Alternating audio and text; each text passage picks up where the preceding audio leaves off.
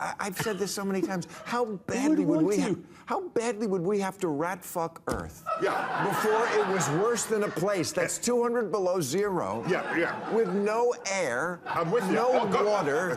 With 6 months. Preach it. So, what's up, everyone? In this showdown, we see Bill Maher, the king of calling out hypocrisy, absolutely dismantle Neil deGrasse Tyson. Tyson, the self-proclaimed voice of the science, clings to his overly optimistic, borderline absurd ideas while Maher drags him back to Earth. Pun intended. From Tyson's Mars fantasies to his woke takes on everything from statistics to vaccines, Maher exposes the crack in Tyson's argument with brutal precision. Let's get into this clip and break these down. then Trump gets, so she's canceled by the left in her country, but then she's leaving the country because the right got elected. I'm just asking about that. It doesn't completely compute, right? Did she sell her house? Do you think she's really going to leave the Yes, country? she's already there. Where? And she announced it. England. Cotswold. England? Yeah. Huh. Yeah. I don't know. I know, I've met her mother, and I don't think she would have agreed with that. The mother is very down to earth. Her mother. She's always lived in LA, right? Yes. And now she's in the Cotswolds. Yeah. I give it like 4 months. Why? Is it boring there? And by the way, you heard Fareed Zakaria report that the GDP per capita of the UK, if it were a state of the United States, would be 51st. Right. And so there's a very big difference between living in the United States and living anywhere else in the world. Best So I think she's overreacting. But if you have money, every place is good. Right? I don't know.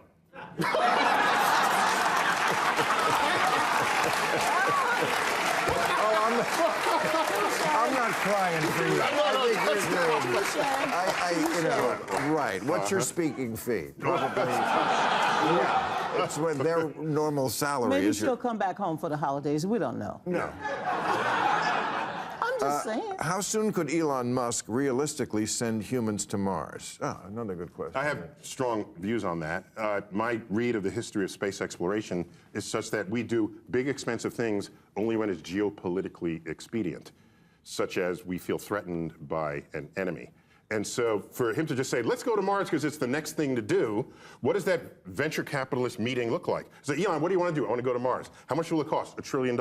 Is it safe? No, people will probably die. What's the return on the investment? Nothing. This might be the most self-aware thing Tyson says in this entire clip, but he doesn't realize it undermines his own argument. Elon Musk pitching Mars colonization sounds less like a serious proposal and more like a bad episode of Shark Tank. $1 trillion death trap with zero ROI? That's not science, it's hubris. And yet Tyson treats this as a legitimate possibility, ignoring the fact that no sane society would fund this when we can't even keep our roads and bridges from crumbling. Maher, on the other hand, sees the absurdity. Why isn't Tyson advocating for fixing the problems here on Earth? Because the woke crowd loves lofty, unattainable dreams. It gives them an excuse to avoid addressing real-world issues. That's a 5-minute meeting, and it doesn't happen. So we agree. I'm not for going to Mars. Okay, wait. I got nothing against Mars. What I'm saying is, here's how we get to Mars. Ready? China leaks a memo. Doesn't even have to be true. They leak a memo that they want to put military bases on Mars. Right. Then we're on Mars in 10 months, but NASA doesn't have a spacecraft, but Elon does. Here's my spacecraft to Mars, and we end up paying him to use his spaceship to get to Mars. And that'd be easy for China, because Mars is already red, right? So that'd be an easy sell. That'd be an easy sell. Okay? That's how. So I don't see it happening until governments judge that it's geopolitically in our interest. Otherwise, I don't see it as just an exploration. But I believe President-elect Trump has some interest in Mars, so you might have another conversation in a couple of months. At some point, somebody has to pay for it, and just being interested in something is not the same thing as paying for it. He believes there are people there. I mean, I listened to that podcast with Joe Rogan. It took 4 hours and two bottles of wine, but I listened to it. Why do his comments on what he thinks is alive on Mars matter to you at all? Because He's president. I was wondering. You can make it happen. I thought maybe that he might escape there for the holidays. You know you got me stuck on the damn holidays now. The point is, you can't live on Mars. I've said this so many times. How badly would we have to rat fuck Earth? Yeah. Before it was worse than a place that's 200 below zero. Yeah. With no air. I'm with you. No water. With 6 months. Preach it.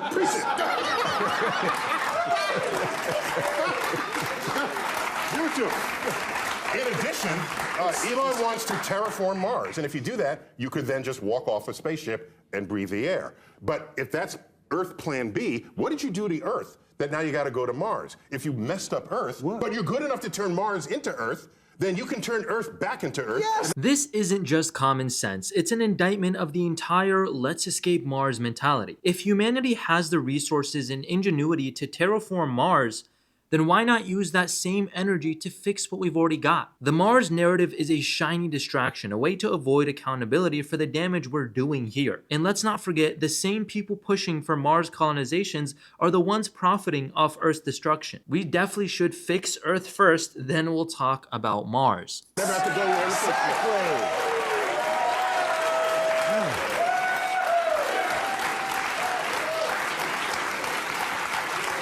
Mars right here.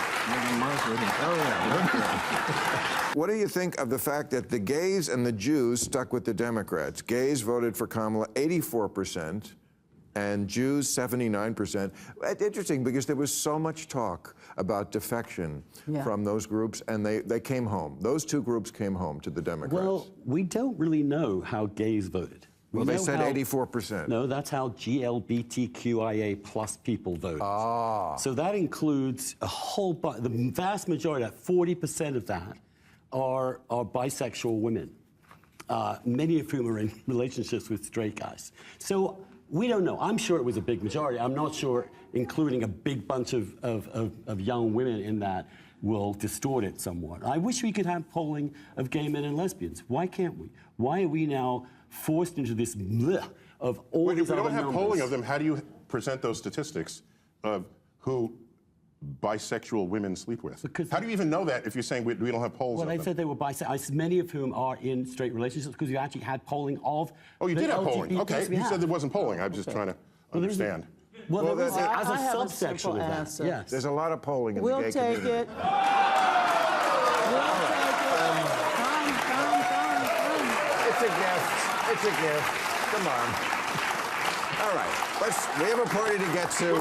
Can I make one more Yes, point please. here? You can make A all very the important points point. you want. Thank you. I've come to recognize that the human brain is not wired for thinking statistically or probabilistically about anything. And then I looked at the history of math. Do you realize the first time anyone took an average of numbers and figured out that that was a good idea was after calculus had been invented? Tyson brings an interesting historical tidbit, but Maher's bemused expression says it all. This feels like an unnecessary flex. Sure, it's cool trivia, but does it really matter here? Maher's style thrives on cutting through intellectual posturing, and you can see him almost itching to say, okay, but what's your point? Let me know if you guys would agree. So that tells me that it is not natural to think that way anyway, and there are entire industries that have risen up to exploit that fact, and they're called casinos. Because people say, yeah, it's due. Yeah, no, it's not due. You don't understand probability and statistics. But So again, in that, so that means we're incapable as a species of truly understanding risk. And this goes to like vaccines, okay? I don't want to like poke the bear here, but what I'm saying is, the bear believes in vaccines, just being skeptical of all medical interventions, as everyone should. well, except 99 out of 100 medical interventions, you're not saying, I need a second opinion. If you have tuberculosis, you don't need a second opinion. If you have polyps in your colon... It's not close to 99%. It's easily 99%. It is not. If you break a femur, you don't get a second opinion on that. I agree, but that's not most things that happen to people. Lots of things that happen to people, and I'm thrilled that you don't ever have this happen in your life, and I hope you never do. But trust me, most people at a certain point in their life will need a second opinion. The second opinion, yes, but that's after you've been through 99 other. I'm trying to put credit back to doctors, where our life expectancy is 3 times what it was 150 years ago. And everyone before 150 years ago But lower than the rest organic. And half of them died before they were 35. Yeah, because science matters. Of course in this. it does. But sometimes you don't sound that way. That's what worries me. Well, actually, you're the guy. You're the guy who doesn't understand why the NBA team can't beat the Lakers. So I don't know. You're supposed to be the scientist, and you couldn't even admit that. And as far as medicine goes, I could talk to you this about all day. But again, we do have a party to get to. This is not your field. You're not a doctor. No, but I'm a scientist. Excuse me. This smug insistence on being a scientist rings hollow when Maher calls out his lack of real-world expertise. Being a scientist doesn't make you infallible, and Tyson's defensiveness proves he knows he's out of his depth. It's a reminder that science should serve the people, not inflate the egos of the elite. Tyson's attempt to lecture Maher on risk and probability feels sort of condescending, especially when he's clearly losing this sort of debate. This isn't about trusting science, it's about recognizing that science, like everything else, needs checks and balances. Yeah, that's not a doctor. No, hold on. That's not a doctor. I'm a scientist who knows probability and when statistics. When I get a goiter on Uranus, I'll call you. No, don't call me. But when it's time to assess risk, that's something that comes out of the world of probability and statistics, and scientists are trained in that. And so there's a documentary on PBS.org right now that talks about what it means to accept a risk, or to, like in a vaccine. If you don't want to get a vaccine, that's like walking around with a baseball bat, fine. But if you hit someone with it, that's bad. There's a social contract to not infect other people. You can see it all on Maher's face by the end of this clip. I'd love to hear your guys' thoughts or opinions down in the comments below. This is a place for discussion. Also, be sure to give us a like and subscribe. It really helps out the channel. Thank you for watching, and we'll see you guys in the next one.